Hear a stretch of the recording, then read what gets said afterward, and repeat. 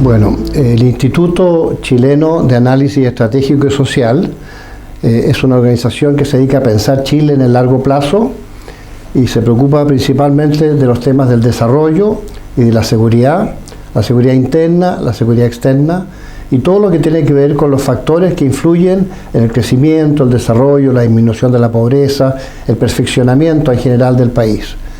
Hoy día tenemos el honor de recibir a Álvaro Fischer Abeliuk, un viejo amigo que ha hecho una vida brillante, una carrera brillante, ha creado empresas, ha tenido roles gremiales muy importantes como presidente del Colegio de Ingenieros, como presidente de la Fundación Chile, como rector de la Universidad Tecnológica de Chile, también ahora los institutos de desarrollo científico y tecnológico, de investigación, emprendimiento, innovación, en fin, tú ahí nos vas a explicar, Álvaro, las diferencias de todas esas nomenclaturas. Y hoy día vamos a partir en este primer bloque, que es de 20 minutos, vamos a hacer 4 bloques de 20 minutos, este primer bloque preguntándole a Álvaro un poco sobre él mismo, sobre quién es él, sobre dónde estudió, sobre su familia, sus padres, de dónde vienen sus padres, quiénes son, en fin, y un poco la historia de él en el colegio, en la universidad, y ahí cuando parte su carrera académica primero y después profesional. Hola Daniel, muy buenas tardes, muchas gracias por la invitación, muy gentil tu presentación y estoy aquí a disposición tuya para comentar los temas que te parezcan y que te me hagas las preguntas correspondientes para seguir el orden que tienes en mente. Ahora la idea es partir un poco sobre ti mismo, o sea, cuando naciste, dónde estudiaste, algo de tus padres si quieres, bien. También algo si quieres de tu familia, con quién te casaste, tus hijos, en fin, y los estudios en el colegio, en la universidad y ahí en adelante. Bueno, yo nací el 12 de marzo de 1953, tengo 72 años, y tengo 2 hermanos más, Ricardo, un hermano menor que yo, y Marcela, una hermana aún más chica. Yo soy el mayor de los 3. Mis padres nacieron ambos en Chile, pero sus padres nacieron todos en el extranjero. O sea, mis 4 abuelos vinieron desde afuera hace más o menos unos 100 años. Mi padre, Ezequiel, fue dentista, y mi madre, Ana, estudió filosofía, pero no ejerció porque, entre otras cosas, porque nací yo. Mis abuelos, fíjate, por el lado de mi padre, o sea, por el lado Fischer, vienen de Polonia originalmente, pero en realidad emigraron a Chile desde Alemania, de Freiburg, en el año 24, entiendo yo, o sea, 100 años atrás. Y mi padre, de esa familia, fue el único que nació en Chile. O sea que yo siempre bromeo contigo que yo soy más chileno que Bernardo Higgins, porque mis 2 padres nacieron en Chile. Perfecto. Y por el lado de mi madre, sus padres vienen de Rusia, pero en realidad vienen de Ucrania. Pero cuando yo los conocí, ellos siempre se referían a Rusia. A propósito de los problemas de Ucrania y Rusia hoy día, ellos siempre me hablaban de Rusia, no de Ucrania, circunstancia que hoy día lo conocemos como Ucrania. Pero ellos no se conocieron allá, vivían en lugares apartados, a 400 kilómetros uno del otro, y se conocieron por casualidad porque llegaron a Chile también el año 22 o 23, o sea, un poco más de 100 años acá. Así que yo soy hijo de una familia inmigrante de origen judío, no soy religioso ni practicante, y tuve la fortuna de que mi padre tuvo la oportunidad de estudiar, estudió en el Liceo Las Tarrias y posteriormente en la Escuela Dental de la Universidad de Chile, así que fue dentista, le fue bien en su profesión y me pudo dar una educación de excelencia. La parte más importante de ella fue en el colegio The Grange School, donde fuimos compañeros nosotros, y del cual guardo muy buenos recuerdos, porque en el Grange, bueno, por supuesto está el inglés, que fue muy importante, pero también recibir un poco de la cultura británica, del espíritu del fair play que estaba en el colegio, y esta noción de cierta de la libertad del individuo y la forma de aproximarse a la sociedad que uno recibe sin darse cuenta, ¿ah? de la mirada inglesa que estaba un poco subyacente en el colegio, también los deportes, en fin, teníamos buenos profesores, así que yo tengo buenos recuerdos del colegio. Después, como a mí me gustaban las matemáticas, me estudié ingeniería. ¿Ah? Además fuiste muy deportista, ¿no? Sí. ¿En el colegio? En el colegio siempre me gustaron los deportes. El rugby. No, fíjate que el rugby no en el colegio. En el colegio me gustaba en ese tiempo el atletismo. Ya. Hacía bala y disco, ¿te acuerdas? Claro, famoso, fuiste campeón sudamericano, ¿no? No sé si sudamericano, pero tuve algún momento el récord del colegio en una prueba que hoy día nadie, por mi físico, diría... ¿Fuiste a un campeonato? Sí, fue un campeonato, pero era de la colectividad judía de acá. Ah, ya, pero un campeonato más... Ahí lo gané, pero yo tenía 14 años, era un grupo más pequeño. Pero siempre me gustaba el deporte, hacía natación, hacía esquí... pero en el colegio, en la universidad, cuando entré en ingeniería, ya no... ahí me incorporé al equipo de rugby del Old Boys, porque yo me había dado una hepatitis, no había podido seguir haciendo deporte, entonces no seguí con atletismo, que requería demasiado esfuerzo y entrenamiento, y en fin. Así que me incorporé al equipo Old Boys y ahí jugué rugby muchos años. Y siempre me gustaba salir a trotar, a hacer deporte aeróbico, así que el deporte siempre ha estado formando parte de la vida, y yo creo que es una buena escuela. El rugby, entre paréntesis, es una muy buena escuela, porque ese trabajo en equipo que está en el rugby, y esta idea de que uno es un deporte rudo, ¿verdad?, pero no necesariamente violento, o sea, es un deporte rudo, pero en que las reglas están bien puestas y los árbitros se preocupan de que la gente no abuse de ellas. Ahora el rugby es mucho más preocupado de esos detalles de lo que era en esa época incluso. Así que también fue una buena escuela de vida, jugar rugby. Equipo. El equipo, exactamente. Y me permitió a mí, que no era muy bueno, que no se notara tanto, porque en el grupo más grande... el trabajo en equipo era muy importante en el rugby, salvo los de la línea 3/4, que son más individualistas en su juego. Después estudié ingeniería matemática, porque me gustaba las matemáticas, entonces tomé esa línea y bueno, estudié en la Universidad de Chile, la Escuela de Ingeniería de la Universidad de Chile.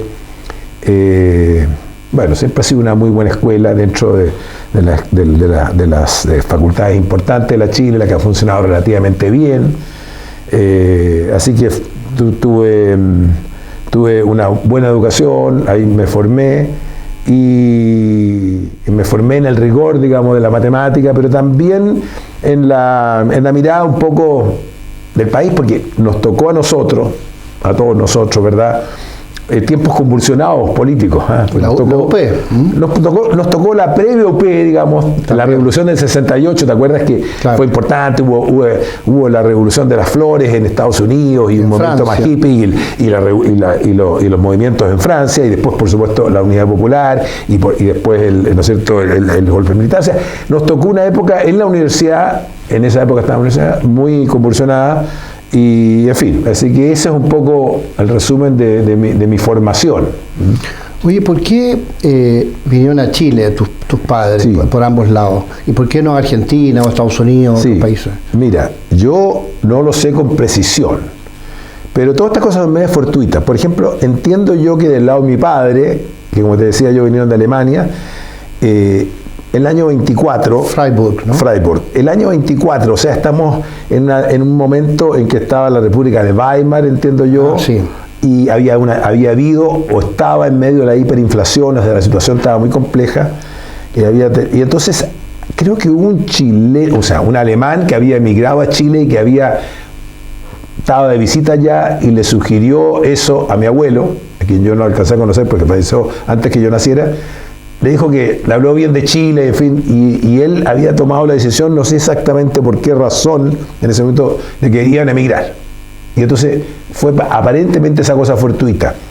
Del lado de mis abuelos, por el maternos que estaban en Ucrania, yo creo que deben haber, digamos, habían dos grandes opciones para los judíos de esa zona.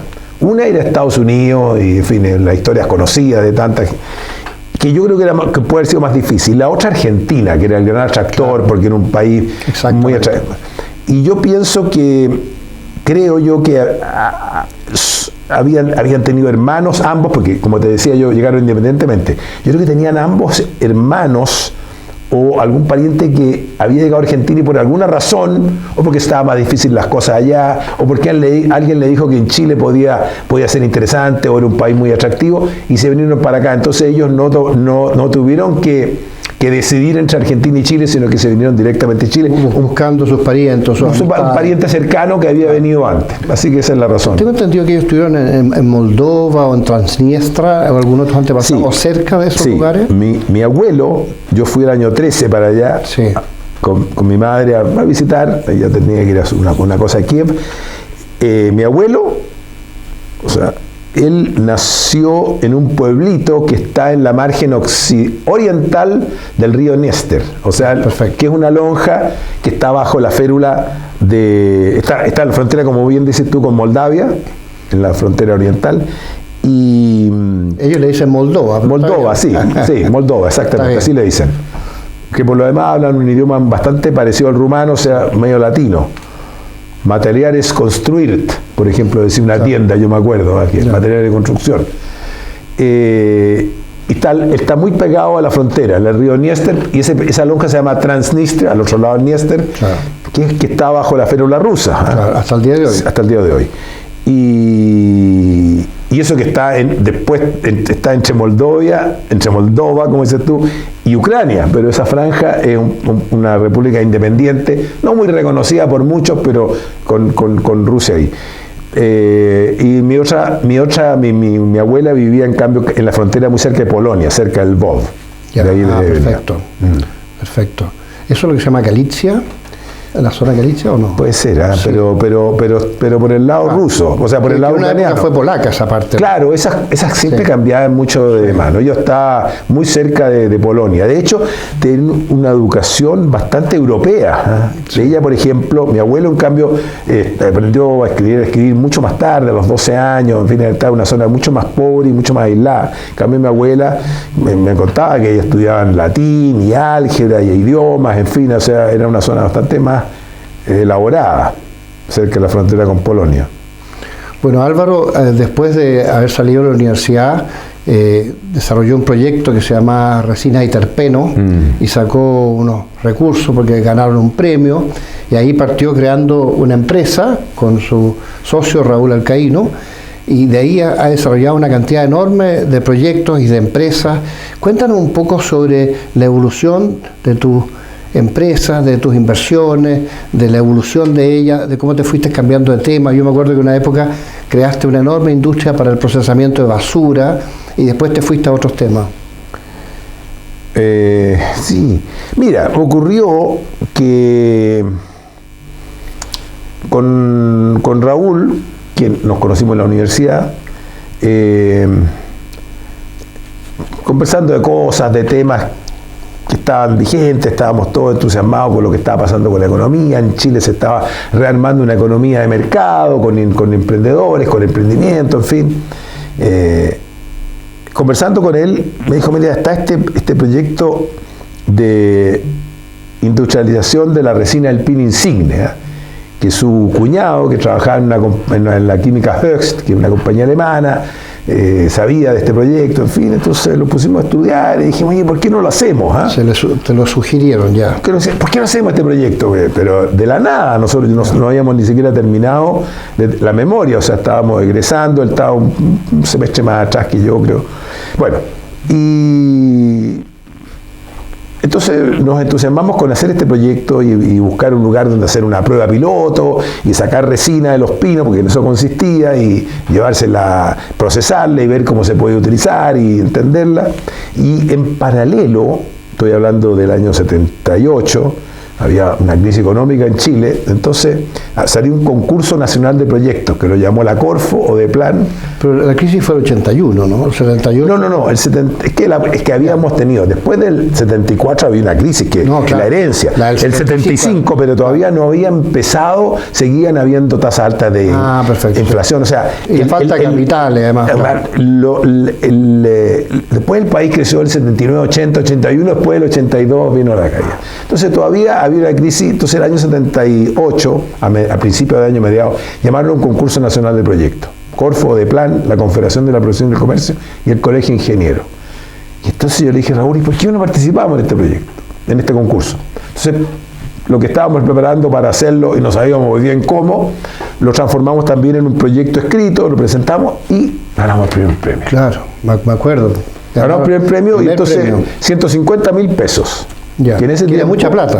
Bueno, era plata, eran un poquito menos de $4.000, no era demasiada plata, pero tampoco era tan poca. ¿Pero cuánto sería en plata de hoy? Eran $4.000 $30.000 hoy día.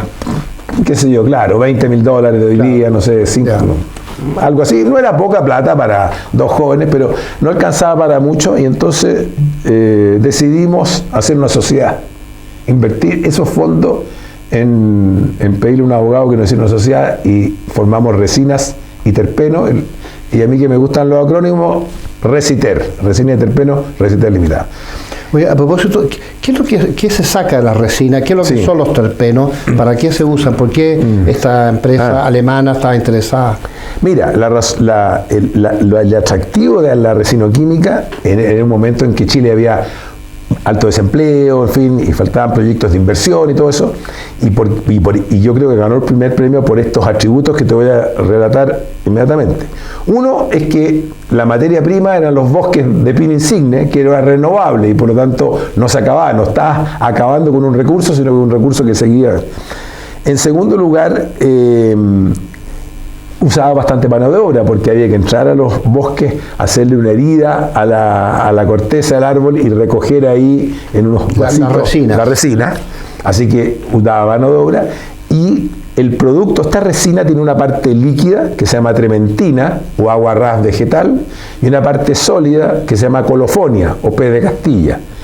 La pez de Castilla se usa en la industria del papel, y era una industria que existía en Chile importante, y la trementina se usa en la flotación del cobre, también una industria importante en Chile. Entonces, las dos cosas eran importantes en industrias existentes, que usaban mucha mano de obra, que tenían recursos renovables. Entonces, todo parecía muy bueno, tanto así que lo dieron el primer premio. Pero después no lo pudimos implementar nunca, porque primero no teníamos los recursos, pero eso hubiera podido conseguir inversionistas.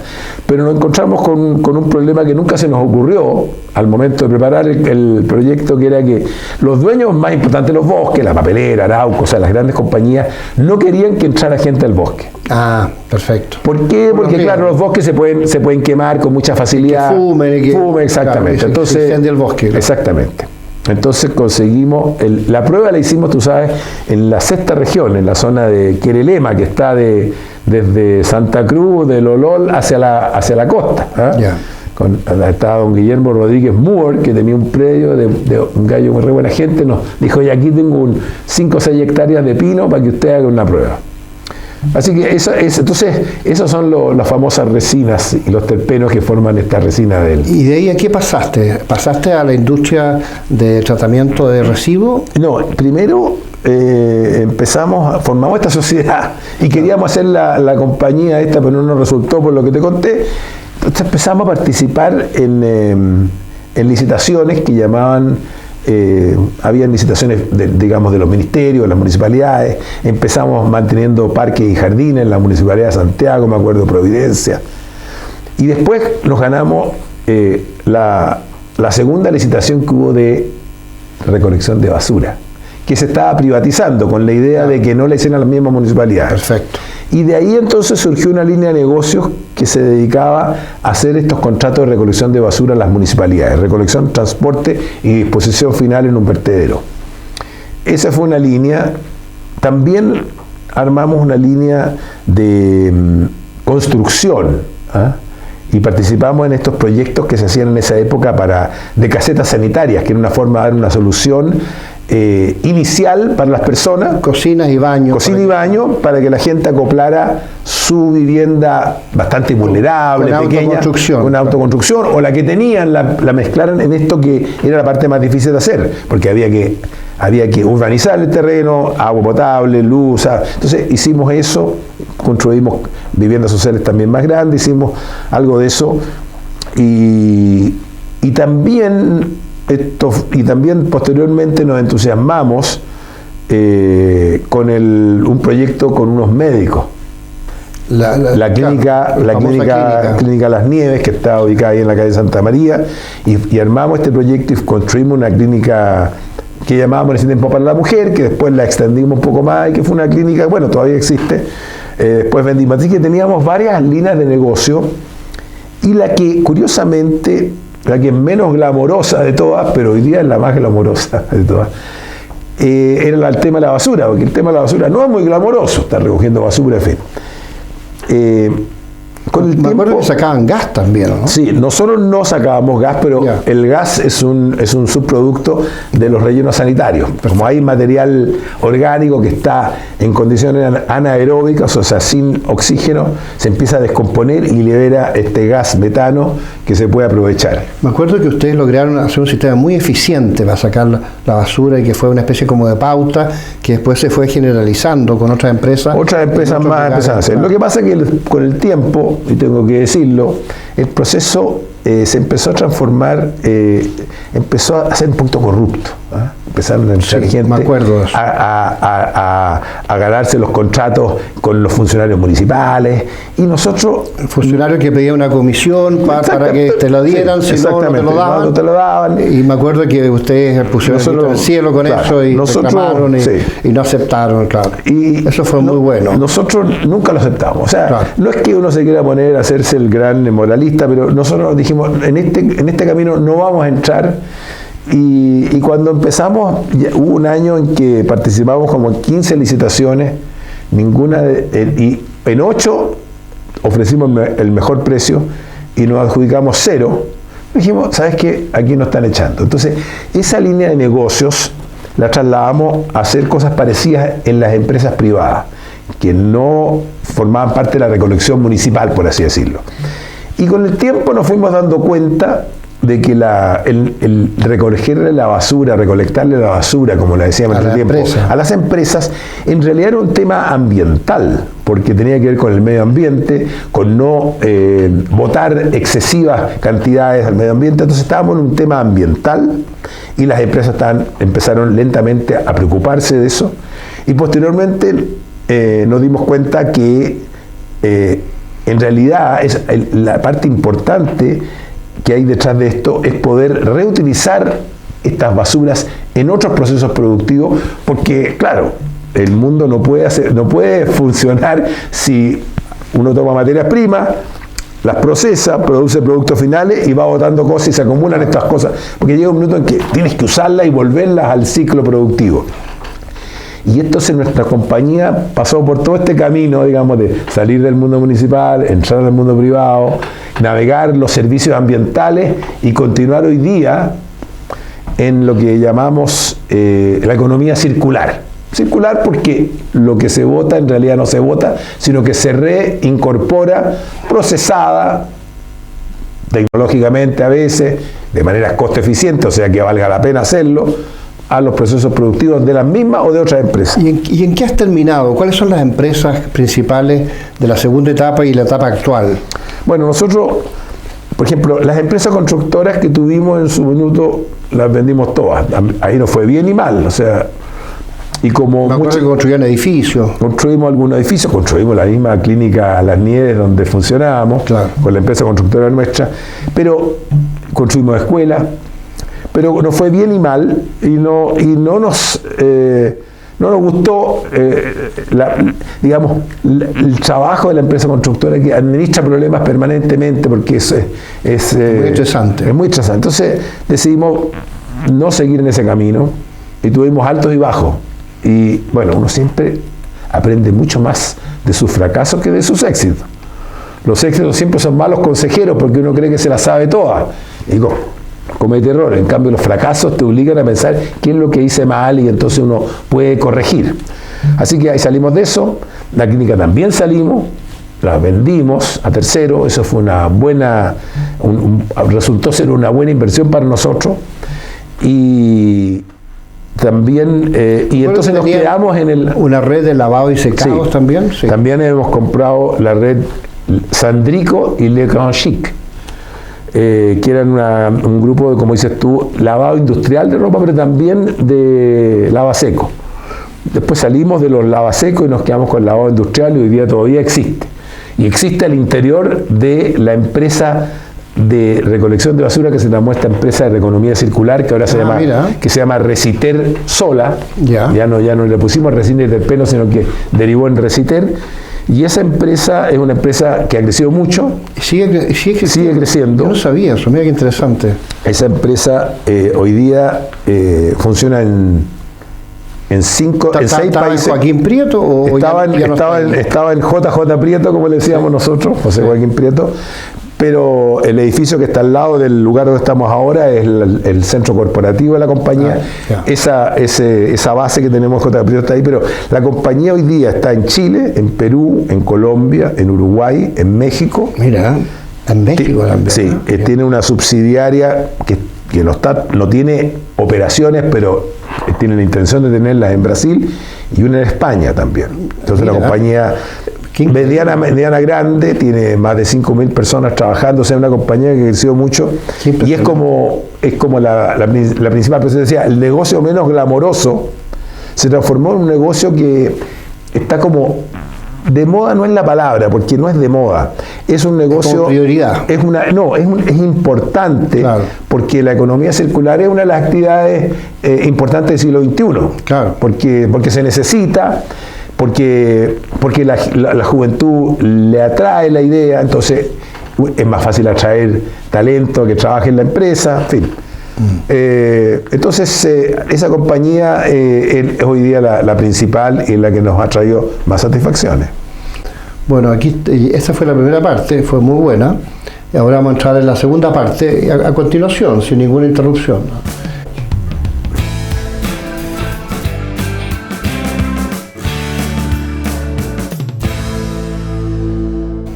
Bueno, la idea nuestra es que tú puedes seguir contando un poco más de tu empresa si quieres, pero también ahora nosotros querríamos que empezáramos a meternos un poco en el tema gremial. Todos tus roles, como por ejemplo en el Colegio de Ingenieros, en la Fundación Chile, después como rector de la Universidad Tecnológica, y en las cosas en que estás ahora como asesor o como director, no sé si presidente, tú me corregirás, de estos centros de investigación y desarrollo y de emprendimiento y de innovación, ciencia, tecnología, industria, ¿no? Ok, mira, a ver, bueno, yo he tenido la fortuna de que este proceso que estábamos comentando en la parte anterior sobre las empresas ha sido relativamente bueno. Reciter, como te decía yo, una empresa que le ha ido bien y ha crecido, y eso me ha permitido no tener que estar el 100% de mi tiempo en ella, sino que tener más tiempo para otras actividades. Tú montaste una administración y delegaste. Exactamente, formamos una administración gerencial de la compañía y entonces la hemos ido delegando. Estamos en el directorio y mirando y siguiéndola muy de cerca, pero sin que estar atrapado en el día a día. Entonces eso me ha permitido a mí abrir el abanico de actividades que me han interesado, y eso lo considero que he sido muy afortunado por eso. Entonces he podido perseguir mis intereses. Mis intereses, como tú recordarás, desde los tiempos del Grange School. Nosotros teníamos, en el colegio teníamos el Centro de Estudios Experimentales y también el laboratorio. Centro Científico Experimental, el CCE, ¿te acuerdas? Claro, Centro Científico Experimental, donde hacíamos investigación científica de los, 13 años, 14 años, claro, 15 años. Me acuerdo que Eduardo Vera nos hablaba sobre la teoría de la relatividad, la teoría especial, la teoría general. Todas esas cosas. Y bueno, y pasamos de los laboratorios a cosas más teóricas después. Bueno, y ahí se destacó mucho Álvaro como otras personas. Por ejemplo, un compañero nuestro es doctor en física, Eduardo Vera, y varios otros que estudiaron ciencia y ingeniería y especializados, en informática, muy tempranamente, Eduardo Lamayora y otros, ¿no? Así que tenemos esa trayectoria con Eduardo, con Álvaro, Y bueno, yo curiosamente estudié economía porque vi todos los problemas sociales que hay en esa época y dije, qué pena, yo quería estudiar física, pero veo todos estos problemas sociales, quizás la mejor fórmula para resolver los problemas es la economía, y me metí a estudiar economía en la Católica. Pero ustedes siguieron en la línea que nosotros queríamos, ¿no? Originalmente. Claro, entonces bueno, yo como tenía esos intereses, me gustaba la matemática, me gustaba la física, me gustaba la ciencia en general. Me acuerdo que tú también estudiaste relaciones internacionales. Una vez te fuiste a Europa y trajiste una maleta llena de libros y te leíste los libros como en un año. Todos estos libros que yo me había demorado 10 años en leerlos, tú te los leíste en un año y de repente sabías más que yo, y yo me he dedicado mi vida a estudiar política internacional. O sea, yo estudié relaciones internacionales un año, pero a sugerencia tuya y contigo, así que fue un poco una aventura conjunta. Sí, bueno, efectivamente yo soy una persona, yo siempre me he definido como ingeniero matemático por formación, emprendedor de profesión, pero curioso intelectual de vocación. Entonces, la vocación de curioso intelectual, cuando tú me hablaste de las relaciones internacionales, me interesé en ella y tomamos, pero no completé los cursos. Pero a lo que iba es que este interés por la ciencia me llevó a de distintas maneras irme acercando a esta interfase que hay entre la ciencia, la tecnología, la innovación y el emprendimiento. Porque la ciencia crea conocimiento, ¿verdad? La tecnología lo aplica, la innovación genera valor a partir de esas dos anteriores, y el emprendimiento es lo que lo implementa productivamente para que tenga impacto social y todo eso. Y estos cuatro elementos se conjugan de distintas maneras, no necesariamente en ese mismo orden. El viejo problema de vincular la ciencia con la empresa. Exactamente, todo eso está vinculado y yo uso la metáfora del arpegio. Esas cuatro notas musicales que tocadas en conjunto siempre suenan armónicas, ¿eh? Como pam, pam, pam, pam. A todo esto voy a hacer un paréntesis. Álvaro es un gran músico, él no lo ha dicho, ¿eh? No. Pero yo me acuerdo cuando chico de repente se puso a tocar el acordeón y se convirtió en una estrella del acordeón, ¿eh? Bueno, todo esto hay que dividirlo por factor Daniel, porque de estrella no tanto. Pero tocabas muy bien. Pero lo que quería decirte es que, bueno, entonces al meterme en este mundo, me tocó, entonces al meterme en este mundo, me tocó participar en actividades relacionadas con todo esto. Y,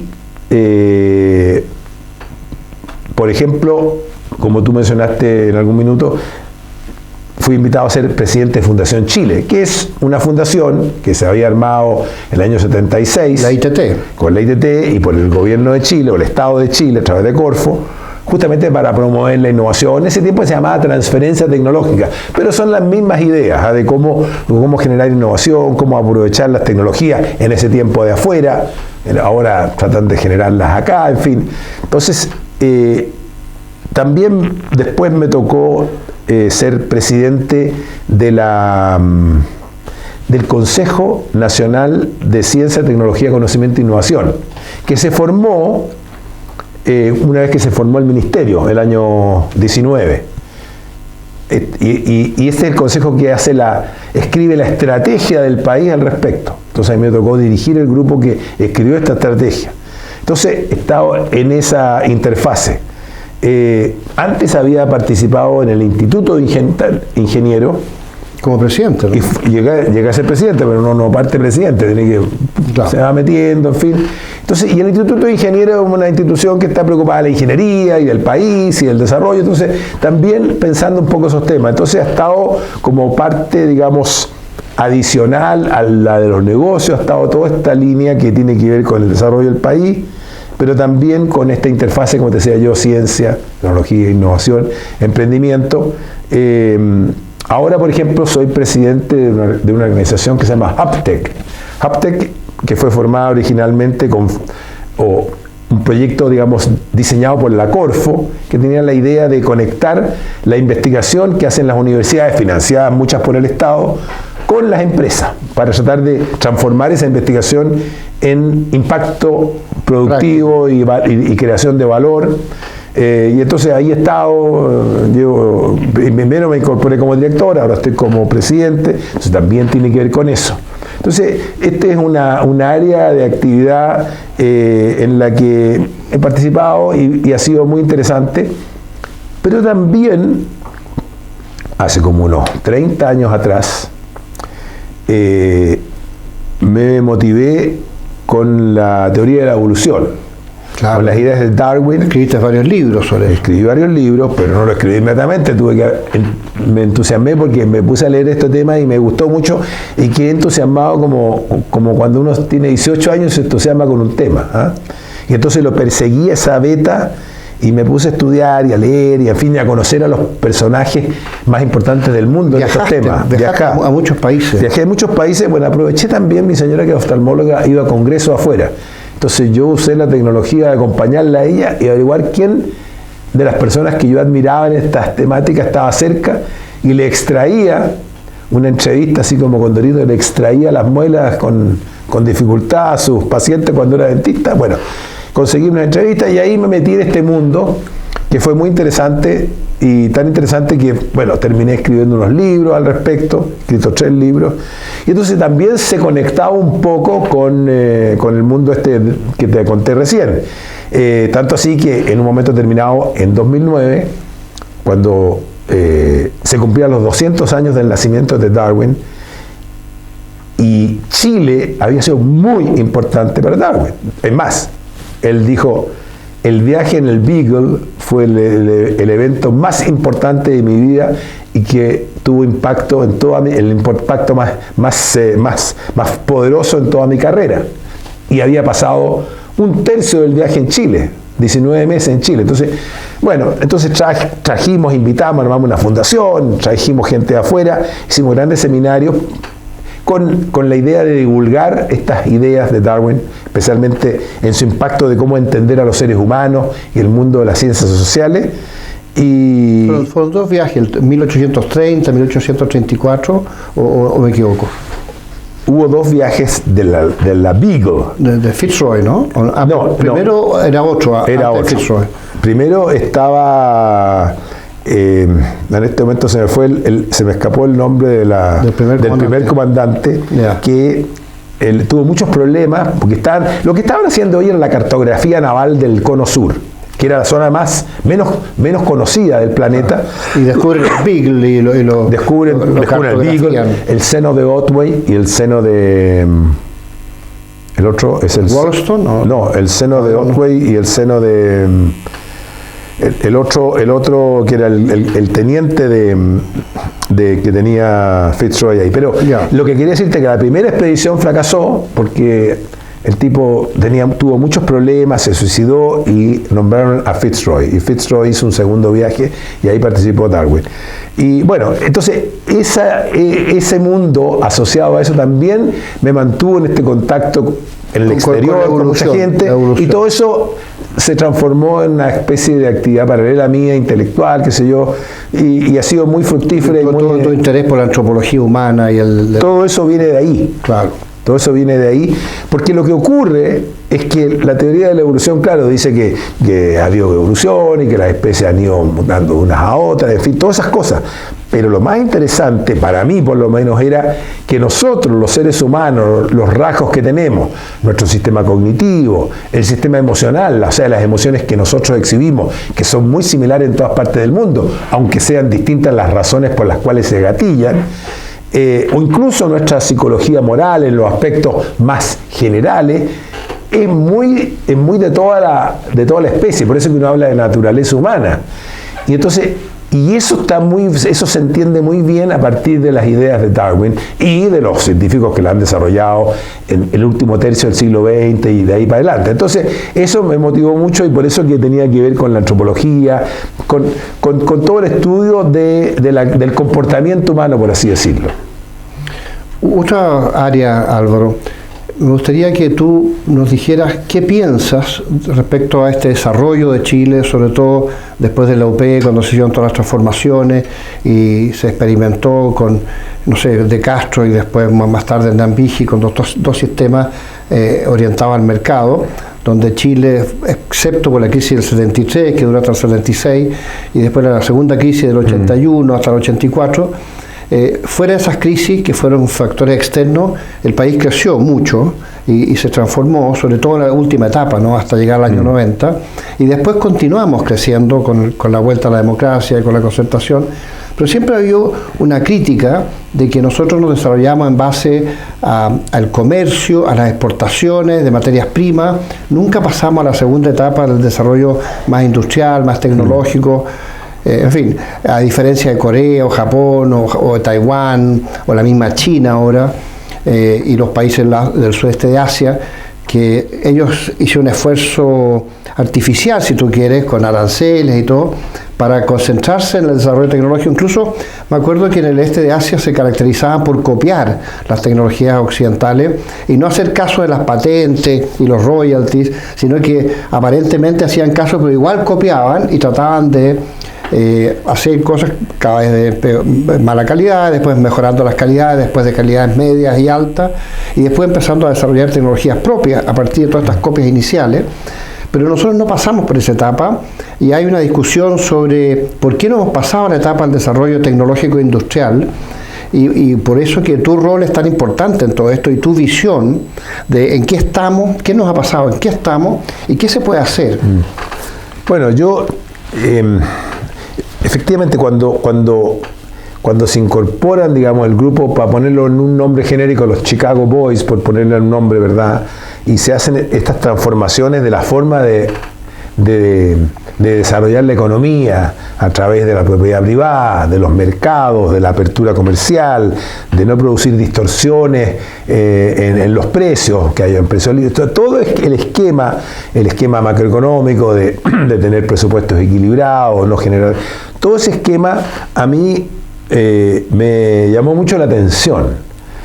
Porque yo no había estudiado economía, yo estaba en un mundo más de la ingeniería, estaban metiéndose incipientemente en los negocios, pero me llamó la atención de que comenzara a dar frutos este tipo de ideas que calzaban bastante bien con mis intuiciones sobre cómo era la naturaleza humana a la que me referí recién.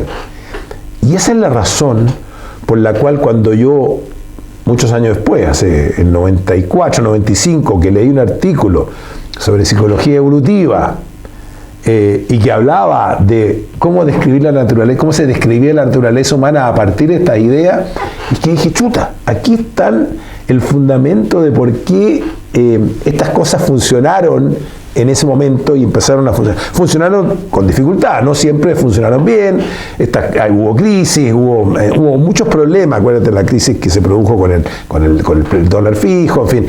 Hubo mucha dificultad para poder controlar la inflación, hubo muchos problemas, pero la idea general está bien. Entonces, a la pregunta tuya respecto de la disquisición entre cómo se desarrolla mejor los países y dirigiéndole un poco la producción o la estructura productiva, la matriz productiva en una cierta dirección, desde arriba o no, yo soy partidario de no hacerlo. No soy partidario fanático de no hacerlo. O sea, si hay algunas ideas que donde uno quiera apoyar o empujar ciertos proyectos, ciertas investigaciones, digamos, no me voy a oponer. Porque yo creo que cuando uno es demasiado rígido en las reglas tampoco es buena idea. Pero lo que nos ha pasado, pero Chile es bastante exitoso. Y ahora, el hecho de que no se haya desarrollado una manufactura, por así decirlo, sino que otras líneas, también tiene que ver con también tiene que ver con dos cosas. Por un lado, que la matriz productiva a base de recursos naturales requiere tecnologías también. No es que no requiera tecnología. Y todos los procesos. Y todos los procesos son cada vez más complejos. Sacar cobre con menos ley es más complejo. Vender $3.000 millones de cereza a China es súper difícil. O sea, no hay que minimizar ni menospreciar el esfuerzo que ha hecho el agro chileno, que es extraordinario, en fin, todas esas cosas. Ahora, yo sí tengo una visión crítica de cómo el país se ha aproximado, lo que tú decías, a los temas de cómo incorporarse a la sociedad del conocimiento, o sea, incorporar la investigación científica, el esfuerzo tecnológico, ya sea trayendo cosas afuera o colaborando con afuera o creando cosas en Chile, o sea, teniendo ambición. Ese proceso no se ha logrado desarrollar con la fuerza con que debería, y entonces eso también es se transforma en un detrimento de las capacidades para hacer cosas nuevas, inventar cosas nuevas, sin perjuicio que hay. O sea, hay nuevos... Hay emprendedores que hacen cosas nuevas, algunas con base científica tecnológica. Ahora, también es cierto que en paralelo Chile desarrolló otras actividades, no necesariamente sobre la base de recursos naturales, o sea, toda la industria informática, pero la financiera, que Chile tiene una industria financiera incipiente, de seguro, o sea, todo el retail que se desarrolló en Chile, que es que requiere mucha tecnología y requiere también es una industria que no es basada en recursos naturales y en la cual Chile ha tenido un desarrollo, una expertise. Entonces, y ha exportado esas capacidades. Exactamente, entonces yo no critico que el desarrollo económico en esa dirección. Lo que sí critico es que no hemos tenido la claridad, la clase política, yo estoy hablando ya ahora en la clase política, de empujar con la fuerza y transmitirle a la sociedad la importancia que tienen estos temas para que haya la disposición a destinarle esfuerzos, recursos, creación de mayores institutos de investigación, más fuerza, o sea, tener mucho más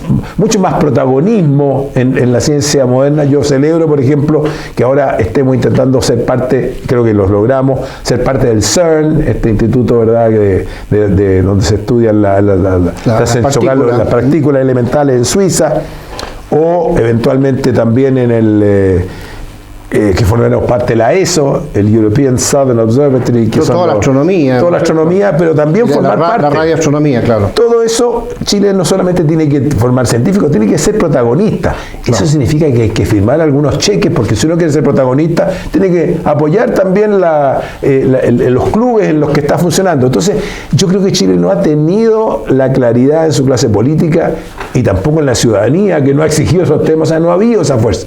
Yo creo que esa es una cosa que nos ha faltado. Déjame contarte un poco de nuestra experiencia.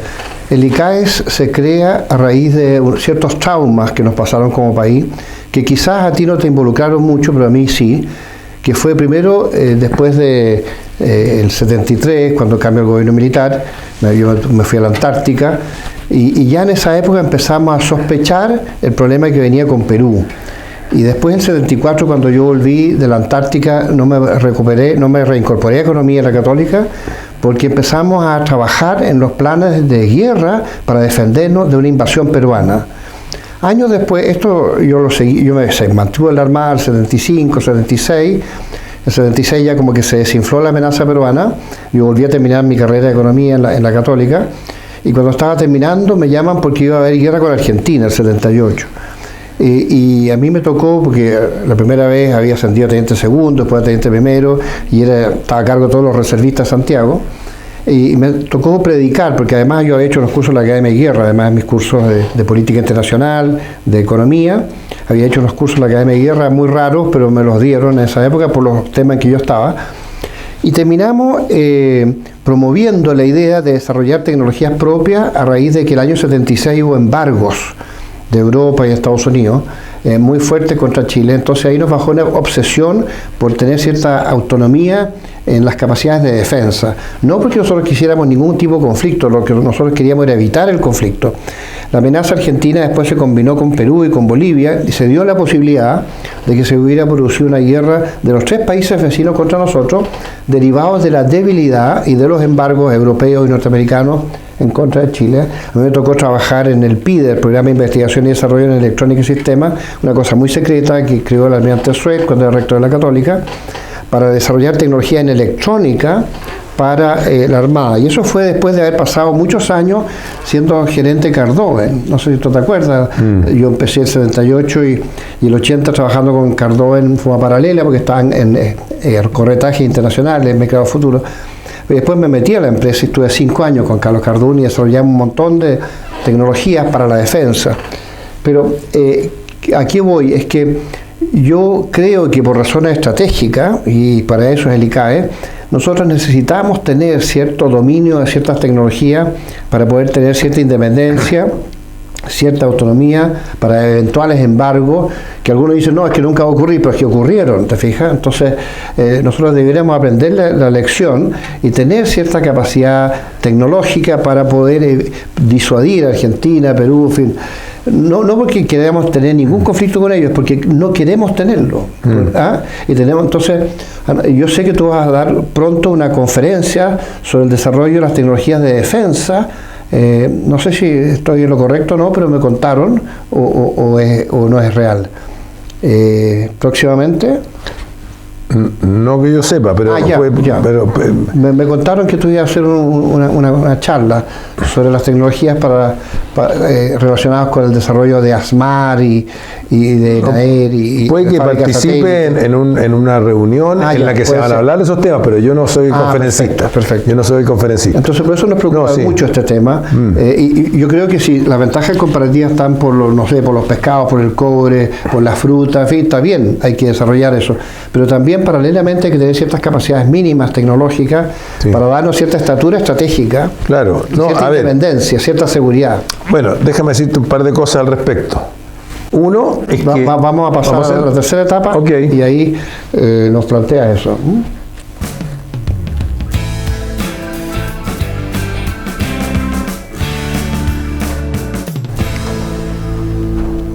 Mire, perdona que te haya hecho esa pregunta contándote mi caso, pero nosotros nos interesa mucho el problema estratégico. Todo lo que tiene que ver con el desarrollo, pero también lo que tiene que ver con la seguridad interna, que hoy día es un problema muy grande, y también con la seguridad externa. Sí, no se te entiendo. Mira, déjame decir algunas cosas, reacciones a lo que tú me dices. Uno, a través de la historia, aunque a la gente no le guste admitirlo, la guerra y los conflictos han sido grandes desarrolladores de tecnología, o sea, de los más importantes desarrolladores de tecnología. Así que no me llama la atención, digamos, o sea, bueno, basta ver, y las capacidades que deben desarrollar los países cuando enfrentan conflictos son claras. El caso de Ucrania ahora es bastante impresionante porque, claro, están recibiendo armamento sofisticado, europeo, americano, en fin, pero además han tenido que desarrollar la industria de los drones a muy bajos precios y lo han hecho de manera extraordinaria. Pero para poder hacer eso, y vuelvo entonces a lo que había dicho antes yo, para poder desarrollar capacidades tecnológicas, hay que tener gente preparada en el país. Y para poder tener gente preparada para hacer aplicaciones tecnológicas, tienen que entender la ciencia que está detrás. O sea, no existe unas capacidades para desarrollar estas posibilidades estratégicas a las que tú te refieras en la dirección que tú no le quieras dar, si no hay una ciencia y una tecnología robusta en el país, para lo cual el país tiene que invertir en su gente, en sus investigaciones, en relaciones con la gente de afuera, en fin. Entonces, esta es una carencia que el país tiene. Ahora, respecto de las capacidades, en el mundo actual, efectivamente estamos en un mundo en que la geopolítica está pasando a dominar la globalización económica a la que estuvimos, digamos, o estuvimos viviendo en los años anteriores. Hoy día las guerras comerciales tienen que ser leídas como guerras geopolíticas también, o fundamentalmente como guerras geopolíticas. Y por lo tanto, la sensación de que uno podía vivir en un mundo en que intercambiaba libremente para los excedentes que tenían una área, conseguir lo que les faltaba en otras, de otras partes, ese mundo ideal no se está dando hoy día de esa manera, sino que por el contrario, se están más bien visualizando conflictos. Entonces, en ese sentido es cierto, pero yo creo que la forma de poder tener cierta autonomía, o incluso, aunque no tengas total autonomía, pero para poder manejar tecnología sofisticada, tienes que tener personas que estén en condiciones de hacerlo. Entonces, yo creo que el país sigue teniendo esa falencia y debe destinar recursos a la preparación básica, de ciencias básicas, de tecnologías, de institutos, o sea, porque además, más allá del tema militar y el tema, digamos, de disuasión o de defensa, como dices tú, que me parece correcto, más allá de eso, la sociedad del futuro y donde está la creación de valor es en el conocimiento. O sea, piensa tú lo que pasa con, la inteligencia, ¿para qué vamos a decir las cosas obvias? Pero la inteligencia artificial, todo el desarrollo de la internet, todas las grandes creaciones de valor que han ocurrido en este siglo, están todas asociadas a eso. Entonces, la amenaza, la ciberseguridad. Bueno, claro. Y por supuesto, eso producen otros problemas, como las amenazas, como la ciberseguridad y otros. Pero todo eso está asociado al conocimiento. O sea, si no somos capaces de incorporarlo a la sociedad del conocimiento y somos más bien seguidores y no protagonistas, vamos a estar en un lugar inferior. Eso así lo veo yo. Fíjate que mi experiencia trabajando en empresas de electrónica, yo fui director de 3 empresas, era tan secreto que nunca lo pude contar mucho, ¿no? Y como gerente Cardover, por lo menos durante 6 años, una de las cosas que más me llamó la atención es que los grandes proveedores de ingeniería electrónica de alto nivel que había en Chile, bueno, por un lado eran las universidades, pero sobre todo era la Marina de Guerra. Tenía una cantidad inmensa de ingenieros electrónicos con los cuales nos combinábamos y ellos producían muchas iniciativas, muchos desarrollos, muchos perfeccionamientos, muchas interfaces, muchas combinaciones con tecnologías antiguas, con tecnologías nuevas, pasando de cosas analógicas a digitales, haciendo las interfaces, redes de data link, en fin. Entonces, nosotros a veces como que no valoramos cómo la defensa crea una masa crítica de ingenieros electrónicos que ayudan a este tejido que el día de mañana puede tener un rol para el desarrollo de productos e industrial. También la Fuerza Aérea en parte. El Ejército tenía mucho menos ingenieros electrónicos, siempre fue más difícil trabajar con el Ejército porque no tenía esa costumbre de desarrollar ingeniero electrónico, pero ahora último también lo están haciendo, ¿te fijas? Pero siempre hay que someterlo a la prueba, digamos, a la prueba de la comparación con lo que está pasando en otras partes, porque cuando uno se aísla, nunca es bueno, porque cuando se aísla, hay que interactuar con yo sé los marinos y sé del proyecto este que tú te referías de la creación de fragatas. Hay una idea detrás de eso que tiene elementos muy interesantes. Bueno, la construcción del reciente rompehielos, que fue un esfuerzo tecnológico interesante. Todo eso es atractivo, y yo creo que todo lo que ayude a impulsar el país en esa dirección, que lamentablemente no hay conciencia de ello, no está en los debates, no está en los debates políticos, no ha estado nunca con la fuerza, es decir, ni siquiera con la fuerza necesaria, lejos de ser protagonista de los debates. Yo me acuerdo que en la experiencia de Cardoven, nosotros produjimos mucho para el mercado chileno por la emergencia que teníamos con los países vecinos. Pero después del año 82 vino la guerra de las Malvinas, se acabó la amenaza argentina y como que disminuyó mucho la demanda de los productos que nosotros producíamos para la defensa de Chile. Y hubo la disyuntiva de si cerrar esto o si buscar alguna alternativa. Y la alternativa que encontramos fue buscar en el mundo mercado y empezar a exportar. Era difícil porque no había un precedente que un país latinoamericano fuera líder en tecnología y que hiciera productos de buena calidad, con capacidades importantes, a bajos precios, en fin. Pero lo logramos y logramos vender en varios países, sobre todo en Irak, pero en muchos otros también, y se produjo una exportación creciente inmensa. Y al final, esta industria de defensa funcionaba no tanto por el mercado chileno, sino que por la exportación. Pero servía, en caso de crisis, porque ya existía, para el mercado chileno en caso de crisis, pero no se le requería del Estado ningún recurso específico porque se financiaba en base a las exportaciones. Esa fue nuestra experiencia. Sí, pero esa es la experiencia de una empresa. ¿Sí? Claro. No tiene que tener capacidades, porque esto es de permanente innovación, o sea, las cosas están cambiando, o sea, hay un esfuerzo, el esfuerzo es gigantesco. En fin, sí. O sea, tú ves lo que pasa en Israel, que está sometido siempre a las amenazas externas, porque es un país pequeño, rodeado de países que no son amistosos, en fin. Y mucha cantidad de habitantes, claro. Bueno, y eso ha llevado a generar una industria científico-tecnológica que da como resultados también en el mundo de los armamentos, o de la ciberseguridad, etcétera. Pero eso requiere un esfuerzo muy importante que a su vez tiene repercusiones no solo en la industria de la defensa, sino que tiene repercusiones en la industria civil, claro, porque produce a toda la industria civil. A toda la industria, y crea valor en otros aspectos o en otros ámbitos. Va creando un tejido tecnológico lo que se llama un ecosistema. Claro. Sí. Y respecto al futuro, Álvaro, al futuro de Chile, y también ahí tenemos que meternos un poquito en política, no es la idea, pero en líneas muy generales. Nosotros hemos tenido un cierto freno, yo te diría en los últimos 10 años. Nosotros notamos que desde el año 2008 el país no ha crecido tanto, excepto los 3 primeros años de Piñera, el primer gobierno. El segundo gobierno tuvo el problema del COVID, así que le fue todo más difícil y vino todo este alzamiento violento y estas manifestaciones que abortaron un poco el desarrollo en esa etapa, y sobre todo el COVID después. Pero nosotros estamos en una disyuntiva ahora muy fuerte porque tenemos una candidata del Partido Comunista, tenemos otras alternativas con doña Evelyn Matei o con este eje Kast-Kaiser, que podría ser uno de los dos, probablemente Kast. ¿Qué piensas tú sobre en lo que estamos, lo que viene, lo que hay que hacer, sobre todo lo que hay que hacer, no tanto la política partidista, sino que qué es lo que sería necesario hacer para recuperar el país y para relanzarlo al desarrollo? Bueno, lo primero que creo que es interesante decir, antes de decir lo que me parece que hay que hacer, pero decir es que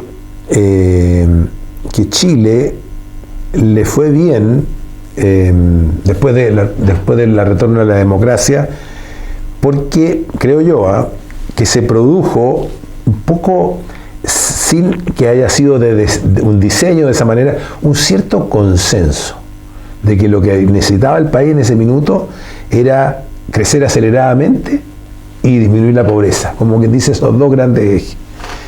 Y ayudado, por supuesto, por los traumas del pasado, de la UP, para una parte de la población, del gobierno militar para otra parte de la población, pero sobre todo también delimitado por el hecho de que cuando retorna la democracia, había caído el muro de Berlín recién y había colapsado la Unión Soviética. Entonces no había una alternativa visible que ofrecer. Por el contrario, ofrecer eso era ofrecer... Se había acabado la historia.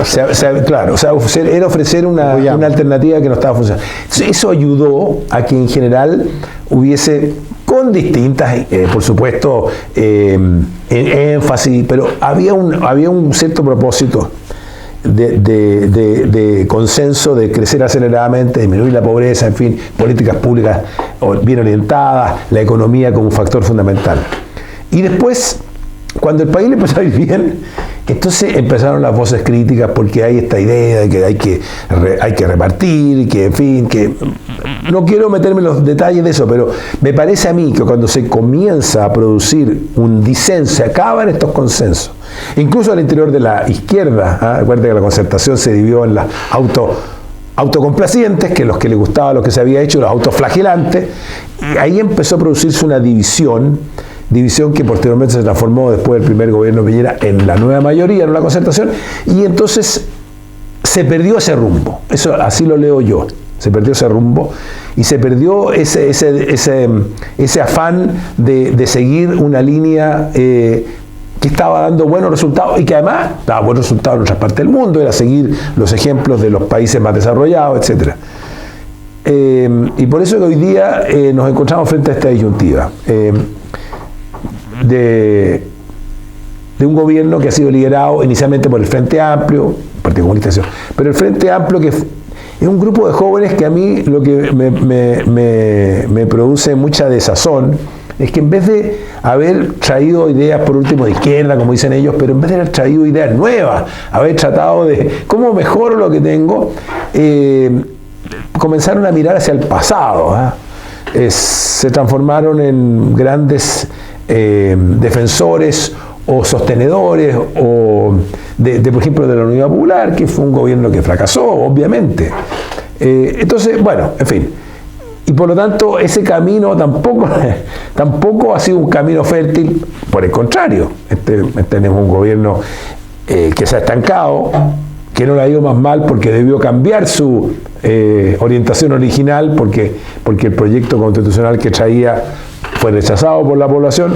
Entonces hoy día nos encontramos con la opción tenemos estas dos opciones, como dices tú, de intentar volver a un camino, al camino que teníamos, de distintas maneras, con más énfasis, no quiero entrar a los súper detalles, o un camino similar o peor por el que hemos venido en el último gobierno.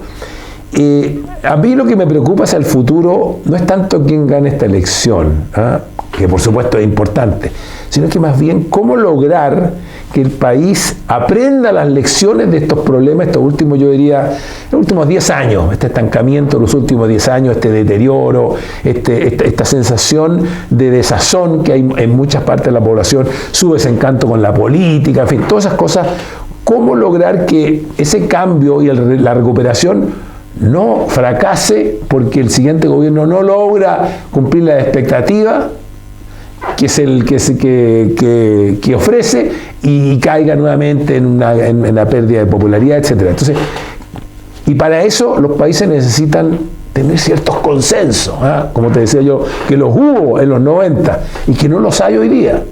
A lo mejor los países tienen consenso cuando sufren grandes problemas, ¿eh? Porque como que se unen en tratar de encontrar un camino común. Nosotros tenemos una democracia, o sea, estamos sometidos un poco a lo que vota la gente, que tiene esa ventaja de que tú puedes corregir los malos rumbos, pero también puedes equivocarte y tomar peores rumbos. Y seguir los malos, claro. Claro, son las dos cosas. Pero lo que yo creo que el tema fundamental es cómo construir consensos generales que permitan que cualquiera que sea la coalición, hacia un lado o hacia otro, no pierda el rumbo y no intente extraviarse, digamos, y enterrar los modelos anteriores, ¿eh? Y traer unos nuevos. Es mala la analogía que voy a hacer, pero igual la voy a hacer porque tiene elementos que uno lee.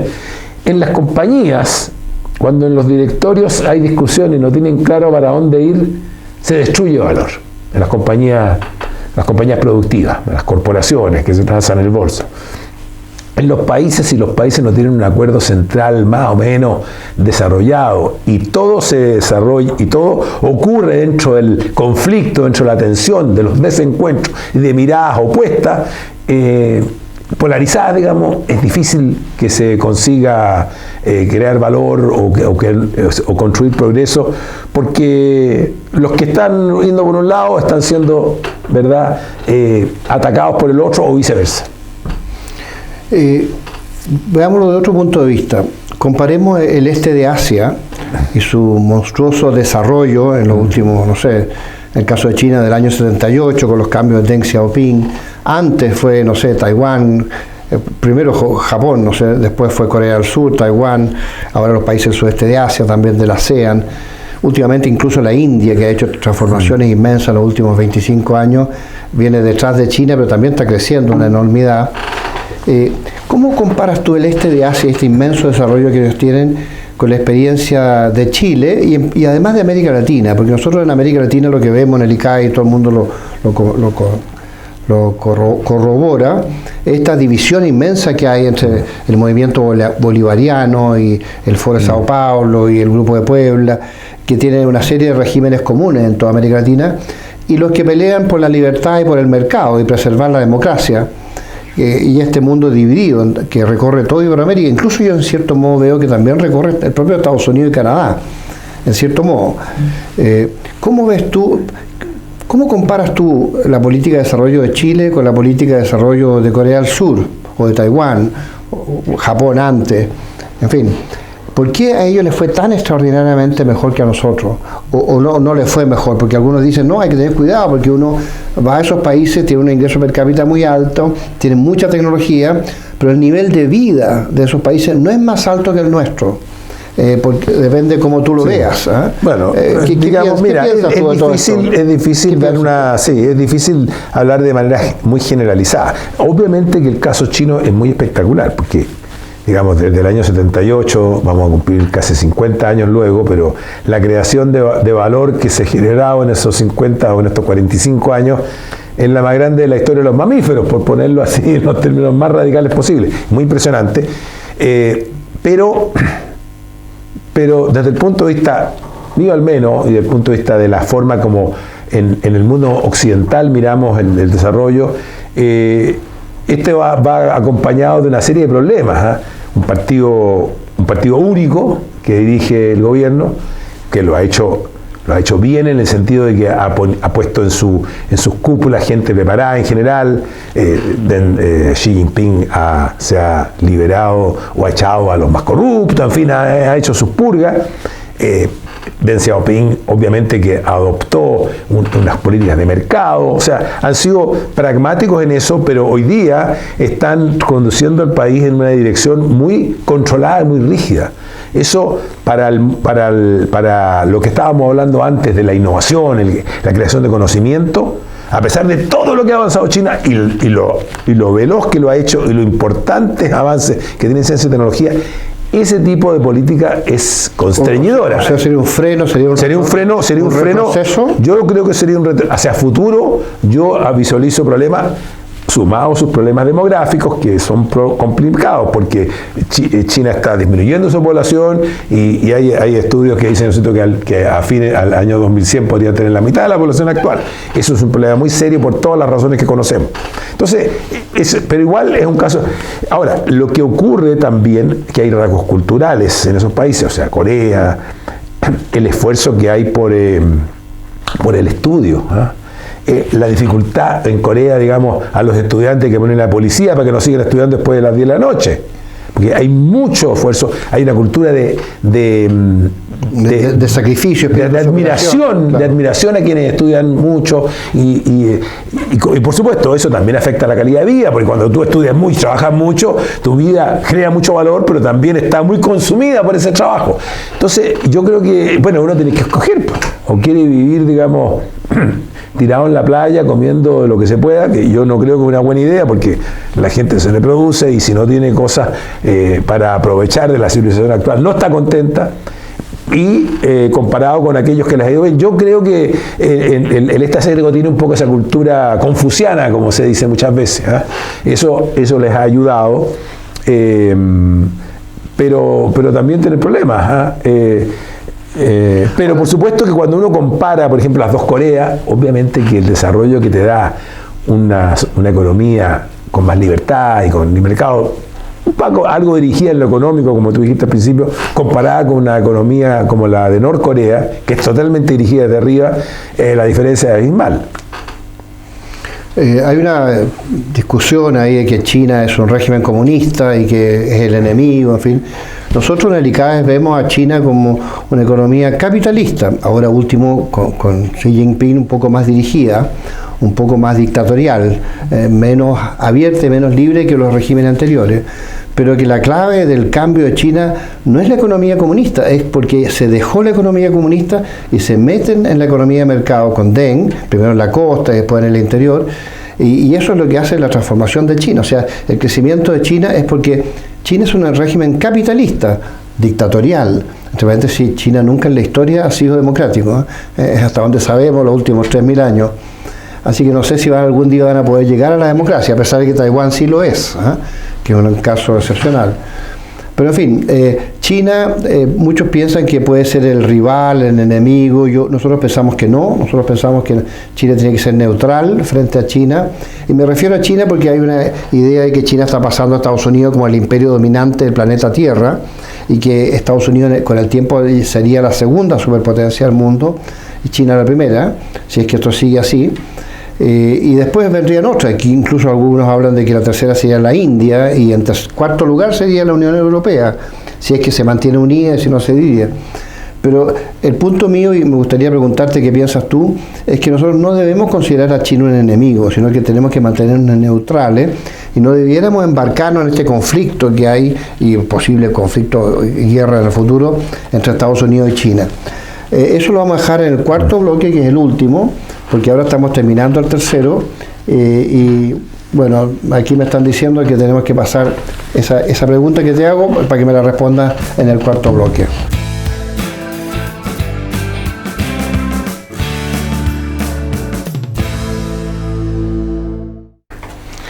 Perdón, antes que me respondas, Álvaro, lo que te quiero decir es que nosotros vemos que China no puede ser el enemigo, porque es un mercado demasiado grande para Chile, es mucho lo que nosotros podemos ganar si mantenemos los vínculos con China.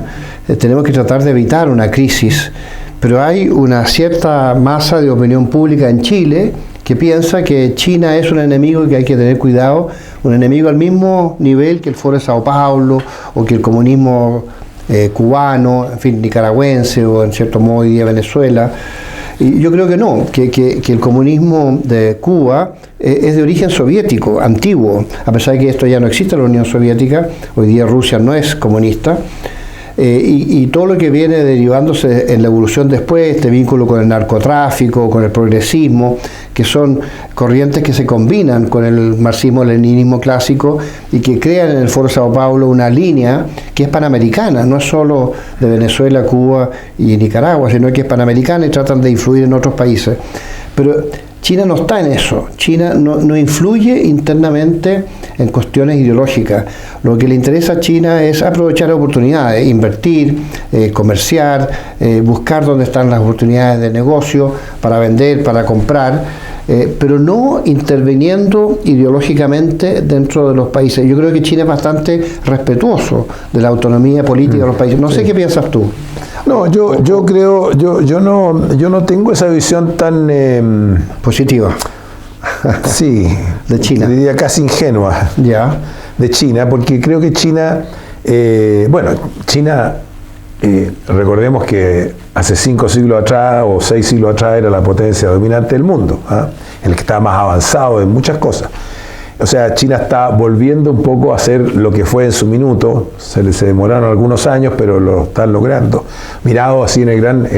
Pero yo creo que China también ha reaccionado y ha tenido esta postura de unidad que le ha permitido hacer todos estos avances, entre otras cosas porque fue muy humillada. Claro, muy humillada en el siglo XIX, conocemos la historia, no hay para qué volver el opio, todas esas cosas. Entonces, está bien, pero yo creo que ellos sí tienen un cierto afán hegemónico, yo lo advierto, y van y buscan materias primas en el África y desarrollan hasta la red, ¿verdad?, de la ruta y la seda, y desarrollan infraestructura. O sea, ellos están en esfuerzo importante por tener cierta hegemonía. No tiene por qué ser dominación colonial como se estilaba en el siglo XIX. Es una dominación, digamos, más bien por cultura, por economía, por capacidad tecnológica. Entonces, no lo miro de manera neutra yo. Sin embargo, concuerdo contigo que Chile no tiene por qué considerarlo un enemigo tiene que intentar mantenerse relativamente neutral frente a los bloques que se están construyendo, sin perjuicio que desde mi punto de vista yo me siento mucho más cómodo con el mundo occidental que con el mundo chino. Por supuesto. O sea, por toda su tradición cultural, filosófica, etcétera. Entonces, obviamente que puesto en la disyuntiva, que a lo mejor vamos a ser arrastrados a que tengamos que elegir bandos en algún minuto por alguna razón. Entonces yo me siento más cómodo dentro del bando occidental, no tengo dudas al respecto. Pero es difícil adivinar si en el futuro vamos a tener dos superpotencias o India va a lograr, que podría lograrlo, ¿cierto? Una fuerza muy importante, sin perjuicio que hoy día es un séptimo de la economía china, ¿verdad? A pesar de que tiene la misma población, o un pelito más India. Europa, que siempre ha sido mirado casi como un museo, yo siento que hay elementos de reacción. Una parte impulsada muy fuertemente por Trump, quien les ha dicho, si ustedes los ha hecho reaccionar, ha sido el catalizador. El catalizador, entonces, y hoy día están reaccionando, o sea, decidieron subir su esfuerzo en defensa al 3,5% y 5% incorporando otros elementos adláteres a la seguridad, que es un cambio radical. Si uno observa también la última visita de Macron a Starmer en Inglaterra, una visita que fue muy fastuosa, con 3 días como visita de Estado en el Palacio de Windsor, y después la Merz también, que fue para allá, y los acuerdos en materia de defensa que se hicieron siendo Inglaterra un país que había salido de la Unión Europea, muestran que hay un esfuerzo de recomponer las relaciones y transformarse en un bloque de cierta importancia. Les va a costar mucho, porque son 27 países, hablan idioma distinto, las reglas de la Unión Europea todavía no son buenas, tienen que ser por unanimidad, tienen muchos problemas de burocracia, pero tampoco podemos descartar a Europa, porque tiene un gran capital, y tiene un gran capital cultural y de capital humano. Entonces, el mundo del futuro no es muy claro cómo va a ser. El ideal sería para Chile poder navegar esos bloques sin tener que matricularse como enemigo de uno y amigo de otro. Así que en eso concuerdo, pero no vería a China como una potencia neutral o excesivamente generosa, sino que más bien una potencia hegemónica, como es parte también de la naturaleza humana. Cuando tú empiezas a tener poder, empiezas a querer desarrollarlo y también equivocarte. Claro. Y equivocarte. Y entonces, ese es el mundo que vamos a tener en las siguientes décadas del siglo XXI. Sin duda China es una dictadura, sin duda lucha por sus intereses en particular, sin duda quieren ser un imperio y quieren controlar todos los factores del planeta, pero lo que yo no veo es que ellos intervengan en los países con estas visiones ideológicas que vemos, por ejemplo, en el Foro Sao Paulo y el Grupo de Puebla. Yo veo una Iberoamérica dividida entre estos dos mundos, el mundo del mercado, la libertad, la democracia, y el mundo de este neocomunismo vinculado al narcotráfico y al progresismo, que está relacionado con Venezuela, con Cuba, con Nicaragua, Bolivia, en cierto modo también Brasil, el gobierno actual de Colombia, incluso el gobierno de Chile. Entonces nosotros estamos en una disyuntiva de hacia dónde vamos a ir en Iberoamérica, y también esto se ha dado en Estados Unidos, ¿no? y en cierto modo en Canadá. Así que bueno, nosotros vemos ahora a Trump revinculándose muy fuertemente con Canadá, casi amenazando con tomárselo, pero al final han llegado a combinarse bien, y prácticamente capturando Groenlandia, que sigue siendo, entre comillas, de Dinamarca, pero en la práctica hay una encuesta que el 67% de los groenlandeses quieren ser norteamericanos, la última, ¿no? Entonces, en cierto modo, Trump logra incorporar, además de Alaska y Groenlandia, a Canadá, una especie de combinación geopolítica ampliada. Los canadienses son 40 millones de habitantes, comparado con los 340 o 335 millones que son los norteamericanos, pero tiene un territorio tan grande como el de Estados Unidos. Entonces hay una masa geográfica que quiere combinar bien Trump, y el control de Panamá para andar entre los dos océanos.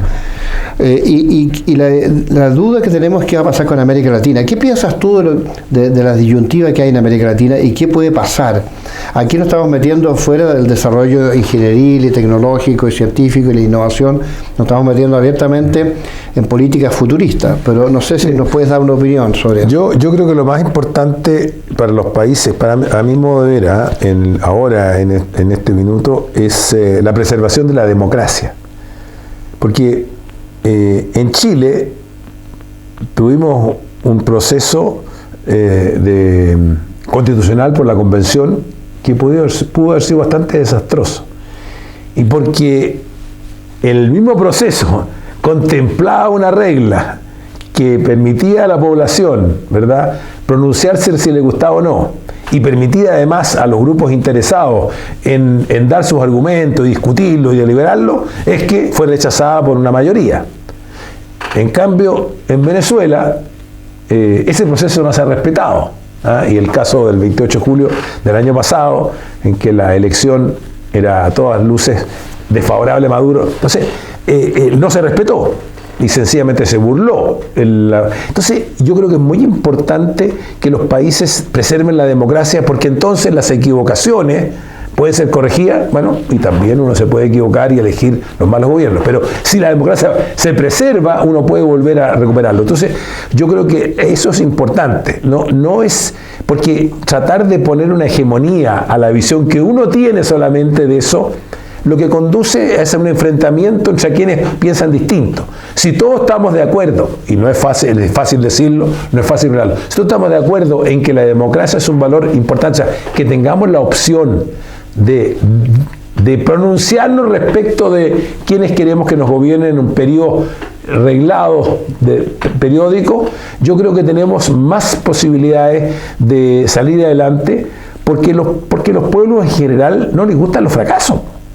O sea, ¿por qué le fue tan mal a Maduro? Porque el país es un fracaso. ¿Por qué no hay elecciones en Cuba? Porque Cuba está empobrecida y disminuyó su población de 11 millones a 9 en los últimos años y medio. Entonces, nadie quiere vivir en esa situación. Esto no resuelve el problema, evidentemente, no lo resuelve porque los enfrentamientos de ciertos grupos se preservan y los enfrentamientos ideológicos existen. Lo importante es que las poblaciones puedan desarrollar sus actividades y las economías se desarrollen, porque uno ve que en Chile, por más que se ataque el neoliberalismo y el capitalismo, resulta que la economía sigue, digamos, las empresas siguen operando. Y en Brasil, donde está el presidente Lula, también siguen operando. En Argentina tuvo la opción de elegir a Milei, después de Kirchner. Eso es hay que reconocérselo a la democracia. Los peronistas no querían entregar el poder, pero lo tuvieron que entregar por hacer las reglas. Eso me parece a mí que es un ejercicio sano, sin perjuicio que pueda no ser muy fructífero en el sentido que los países, si están permanentemente bandeándose de un extremo a otro, no avanzan. Por eso que los consensos son importantes. Yo creo que los consensos, fíjate que el hecho que hayamos tenido Bachelet Piñera te indica un país que no ha sido capaz de definirse. Entonces, por eso que a mí me parece importante encontrar esos consensos y que los fracasos, los problemas hagan madurar a la población y no sigan escogiendo cosas que sean, digamos, fogonazos de un día y fracaso después. Mira, una de las últimas preguntas que te queremos hacer es una cosa mucho más macro, más planetaria, desde el punto de vista político, económico, social, cultural. Huntington hablaba de las civilizaciones. Nosotros identificamos la civilización occidental. Muchos piensan que la civilización occidental es Europa, Canadá, Estados Unidos. Yo pienso que también es Iberoamérica, la civilización occidental. No tanto quizás por la raza, sino que porque somos unos pueblos mestizos donde al final se ha impuesto la cultura occidental sobre las culturas nativas. En América Latina no se habla mapudungún o quechua o no sé, o nahuatl, de la época de los mexicas, sino que se habla castellano como idioma común, y en el caso de Brasil es el portugués. Y toda la cultura de estos países es una especie de imposición de la cultura occidental sobre las culturas nativas en todas sus variantes, que son miles, ¿no?, en el caso de América Latina. Entonces yo pienso que América Latina también es parte del mundo occidental, es una variante del mundo occidental distinta, también Huntington lo reconocía así. Y fuera de eso existe la civilización china, la civilización de la India. Se discute mucho qué es lo que es Rusia. Yo pienso que Rusia es bastante occidental, porque el origen de Rusia está entre Novgorod y Kiev, o Kiev, como le dicen hoy día. Y de ahí Rusia es una proyección desde ese mundo que llega hasta los Urales, después traspasa los Urales y se toma toda Siberia, incluso llega a América, en Alaska. Pero también Rusia, en cierto modo, por su origen blanco, por su civilización greco-romano, germánico, latina, eslava, por su cultura judeo-cristiana, en fin, en su cristianismo original, también es occidental Rusia. Y fuera de eso está el Islam, ¿no? Con todo este mundo que va desde Marruecos y, no sé, Mauritania hasta el otro extremo, hasta Indonesia, bordeando Australia, y hacia el sur de Filipinas, que también es musulmán. En fin, hay todo un mundo ahí musulmán, entre medio está la India. Entonces, estas son las grandes civilizaciones que actúan. Por otro lado, existe la civilización negra, desde el norte de África, que es más bien musulmán. De ahí hacia el sur es una civilización con una raza en común, con una cierta historia, que se ha sobrepuesto el colonialismo occidental hasta muy tarde, en el siglo XIX. Incluso la descolonización se produce en los años 50 y 60. Entonces el mundo negro como que está ahí sometido a la influencia occidental, ahora a la influencia china, también en una época a la hindú o la India. También el Islam ha tenido mucha influencia en el mundo de la civilización negra. Pero esas son las civilizaciones que vemos nosotros, y en todas, fíjate, se están desarrollando, incluso la negra se están desarrollando bastante. El Islam es impresionante cómo se ha desarrollado. ¿Qué ves tú en todo esto? Algunos dicen que ahora China reemplaza a la civilización occidental y que la civilización occidental colapsa. ¿Qué piensas tú? Yo lo veo de manera un poco distinta. Ya. Por supuesto que existe el Islam, pero en el Islam hay muchas variantes. Claro. Y hay muchos países y hay situaciones distintas.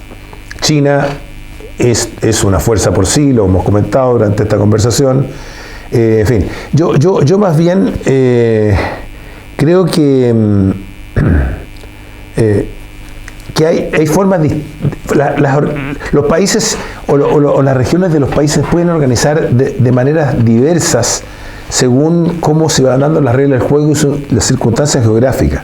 Por ejemplo, Japón tiene una tradición propia, una cultura muy enriquecida, pero desde muchos puntos de vista uno podría asimilarlo al mundo occidental en el sentido de la forma en que se desarrolla su sociedad, su economía, en fin, su sistema político, que fue democrático, impuesto, claro, un poco por Estados Unidos, pero resulta que lo han terminado de aceptar. Entonces, y funciona, en fin.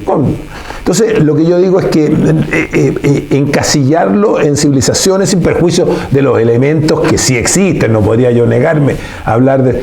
Y yo creo que es una manera que no captura toda la complejidad que se puede estar dando de las interacciones y los cambios que están permanentemente ocurriendo.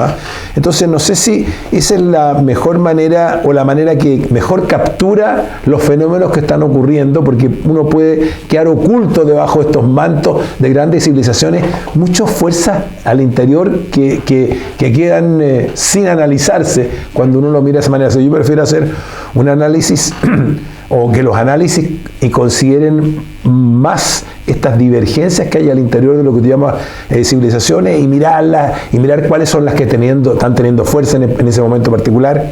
Por ejemplo, en el mundo islámico, como tú dices, uno observa la rivalidad que hay entre el polo que representa a los chiitas e Irán con el de la península arábica, encabezado por Arabia Saudita y los Emiratos. Entonces, hay una tensión ahí muy importante, porque de la manera como se resuelva esa tensión depende de mucho de lo que va a ocurrir. A eso me refiero, con que es bueno también mirar ese tipo de cosas. Sin duda, claro, sin duda. Bueno, Álvaro, yo creo que hemos terminado. No sé cómo estamos en el tiempo. Y te agradecemos enormemente, ha sido un privilegio tenerte, yo soy un viejo admirador tuyo, tú me has ayudado mucho a mí en mi vida como personalmente, además yo siempre he estado muy agradecido por eso, a pesar de que no siempre coincidimos en nuestros criterios políticos, pero es interesante tener esta oportunidad de escucharte y de ver tu fantástico desarrollo, el de tus empresas y el de tu rol gremial como presidente del Colegio de Ingenieros, como rector de la Universidad Tecnológica, cuando INACAP se convierte en esta Universidad Tecnológica, y después ahora último, en lo que estás haciendo ahora en estos centros de desarrollo tecnológico, de innovación, de emprendimiento, este consejo para aconsejar al gobierno, ¿no es cierto?, o al Estado, o al Ministerio de Ciencia. No sé exactamente cuál es ese rol último, sería bueno que antes que termináramos nos contara un poquito y ahí terminamos. Sí, el rol que tenía yo en este Consejo de Ciencia, Tecnología, Conocimiento e Innovación es de generar la estrategia del país en esos temas. Ya. Pero ese nombre, ese apellido tan largo, Ciencia, Tecnología, Conocimiento e Innovación, es el mismo que tiene el Ministerio de Ciencia. No es Ministerio de Ciencia, Ministerio de Ciencia, Tecnología, Conocimiento e Innovación. Perfecto. Y el rol no era cesar al Ministerio, sino que a la Presidencia de la República. Perfecto. Yo fui nombrado por el presidente Piñera para hacer eso, y la institucionalidad que había hacía que yo tenía que entregar solo al presidente siguiente. Pero tenía que entregar a Boric. En realidad se lo entrega a Jackson porque Boric estaba enfermo el día que fue la ceremonia. Pero yo quiero terminar también agradeciéndote a ti que hayas tenido un interés de tener esta conversación y recordar que nuestra amistad viene de muy antiguo. Nunca puedo dejar de recordar mis primeras invitaciones a Pirque, en la casa familiar tuya, en el año 66, en la que nos íbamos hacia allá partiendo de Plaza Italia. Hay una famosa foto que nos tomamos en la Plaza Italia con Andrés Pinto, que estaban esos fotógrafos que se ponían la capa encima de la cabeza y tienen una máquina cuadrada. ¿Íbamos en el tren o en el Íbamos en el tren. En el tren, En el tren. Entonces, eran tiempos muy... Bueno, desde esos tiempos tenemos esta amistad y, como dices tú, a pesar de que no coincidimos en todas las opiniones, hemos mantenido esta amistad en los tiempos y yo te agradezco que te hayas interesado en tener esta conversación conmigo hoy día. Muchas gracias. Bueno, muchas gracias, Álvaro.